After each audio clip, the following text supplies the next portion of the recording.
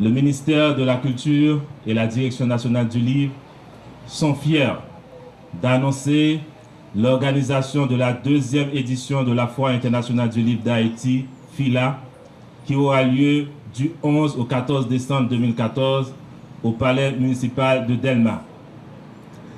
Cette année, l'invité d'honneur n'est autre que le prolifique, remarquable Michel Soukar, aux multiples chapeaux, qui se passe de présentation d'ailleurs.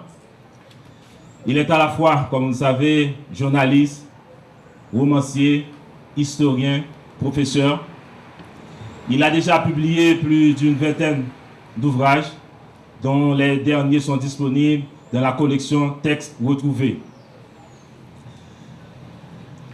La sélection du pays à l'honneur n'a pas fait l'objet de grands débats au sein du comité d'organisation. C'est un pays ami, un pays frère. Il s'agit de Cuba.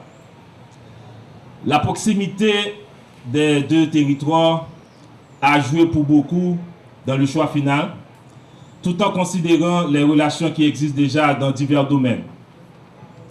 Et pour renforcer les liens d'amitié et de fraternité, il s'avère incontournable de créer une brèche dans la littérature pour un moment d'échange inoubliable.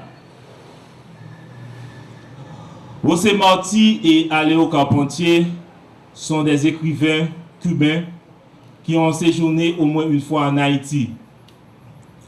Quant au dernier, durant son séjour dans le Nord en 1943, il s'intéressa à l'histoire d'Haïti et cela a donné naissance à un beau texte baptisé Le Royaume de ce monde, qui est d'ailleurs considéré comme son œuvre majeure.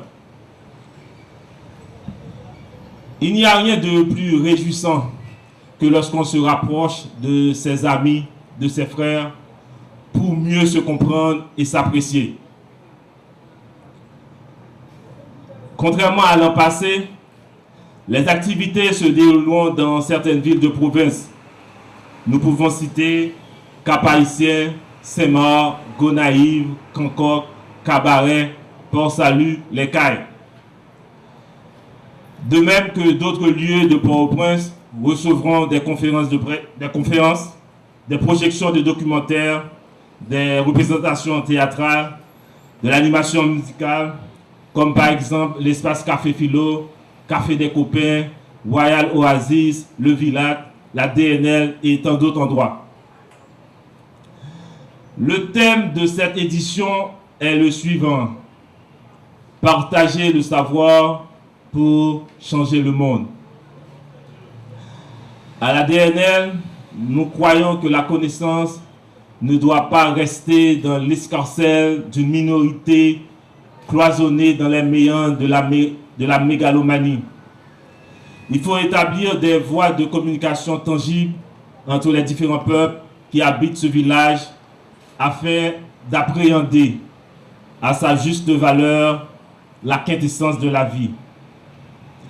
Ce qu'il y a de plus beau, c'est lorsqu'on transmet son savoir à l'autre pour qu'il puisse s'enrichir et grandir sainement. En retour, il donnera ce qu'il a de meilleur. C'est un plaisir que j'ai répondu à l'invitation de la Direction nationale du livre pour être l'invité d'honneur de sa 2e foire internationale. Je veux croire que c'est une manière de, je dirais, rendre hommage à toutes les valeurs que j'ai toujours vénérées dans ma vie. À savoir, d'abord, pour être un écrivain, c'est d'abord parier sur la liberté. La liberté de penser, la liberté de s'exprimer, la liberté de communiquer, la liberté de créer. Un écrivain qui ne parie pas sur la liberté est peut-être tout ce qu'il veut être, sauf un écrivain. C'est essentiel. Et ceci, je l'ai fait à la fois dans mes œuvres poétiques, théâtrales, historiques, romanesques, biographiques. Et je pense que ce pari, je le tiendrai jusqu'à la fin de mes jours, et c'est cet héritage que je laisserai à la postérité. C'est pour moi un plaisir de partager cette table de fêter le livre avec vous autres, jeunesse de ce pays, jeunesse de mon pays. Et je vous dirai qu'une seule chose. Si vous croyez dans des valeurs sûres, ne les abandonnez pas. Ne les négociez pas en échange de qu'est-ce que soit ce qu'on peut vous offrir de matériel. Si vous croyez dans des valeurs sûres, qui sont les valeurs de l'esprit, des valeurs de beauté, les valeurs d'humanité, sachez dès maintenant qu'elles ne sont pas négociables et que vous devez rester fidèle à elles-mêmes jusqu'au bout. Ce n'est pas quelque chose de facile, croyez-moi, mais cependant, vous aurez la satisfaction de pouvoir toujours le matin vous contempler dans un miroir et de n'avoir pas à baisser les yeux. Et vous aurez toujours la satisfaction demain de pouvoir parler aux jeunes, de pouvoir parler à vos enfants, sans avoir honte, en leur disant que vous leur avez légué un nom dont ils n'ont. Pour Cuba, c'est un grand honneur d'être le pays d'honneur invité à la prochaine foire du livre en Haïti, qui s'éteindra au mois de décembre. À l'occasion, une importante délégation des intellectuels cubains liés aux différents domaines de la littérature et les arts seront présents pour représenter les diverses institutions responsabilisées de la culture et l'éducation.